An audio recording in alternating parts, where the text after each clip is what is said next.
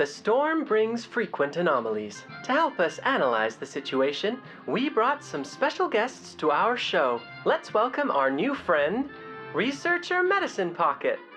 Yeah, me. Who else could it be? Before we continue, maybe we should be clear just what a friend really is. It is someone who is always by our side and brings us new opportunities. If that's the case, you might say the storm is our friend. That's right. And to become good friends, we have to learn more about each... Here I am! Of course, a special guest deserves a special entrance. Allow me to present Miss Regulus from the Timekeepers team. All right, so what is it this time? Oi! So, this is how you lot treat your guests. Don't worry, it has been very well calibrated. You won't get wet as long as you stay perfectly still. Bingo! It's a perfect representation of Laplace's theories. As long as we have enough data, including what we gain from gnosis and unpredictable sources, we can totally form a formula that can describe its patterns.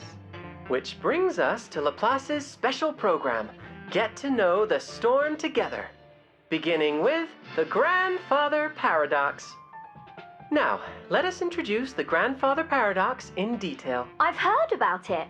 It's like if someone went back to the past and killed his mother, or his father, grandfather. It doesn't really matter who specifically. Yeah, right. Suppose I'll just use myself as an example then.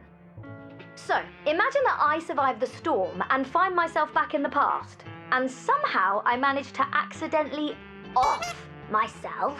But how could the me that did it, do that if I did myself in during the past?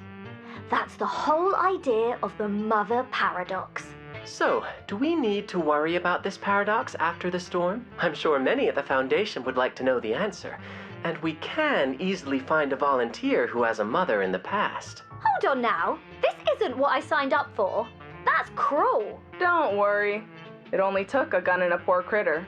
The gun was made in 1930 and rigged to fire a tatzelworm's venom, which was extracted from an adult tatzelworm. After that, it was stored in Laplace's vault. Then, when time was reversed to 1929, the Foundation killed that tatzelworm with the very same gun. So, what happened? Did the gun disappear? No. In fact, nothing happened. In conclusion, we can say that this paradox does not appear to occur in time travel caused by the storm. The implications might mean that what we're going through may be something even more complicated than time travel. So, Regulus, what's on your mind? Just thinking, now that I wish I could meet my mother and myself in the past. No matter how cruel reality gets, we're always free to imagine. So, you would...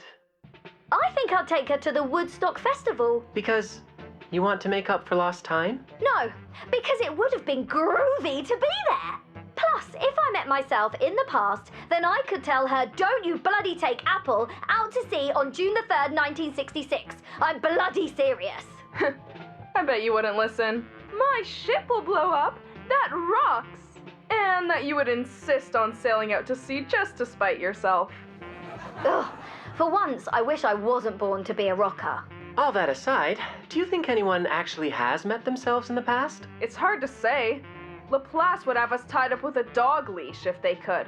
We're so rarely allowed to go out. No surprise if we haven't had it happen yet.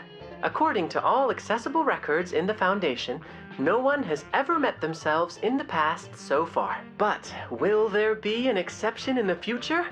We just don't know. Well then, that's all for today. I'm certain our audience has learned a lot more about the storm, wouldn't you say? Not a chance. Why am I not surprised? Welcome to Laplace!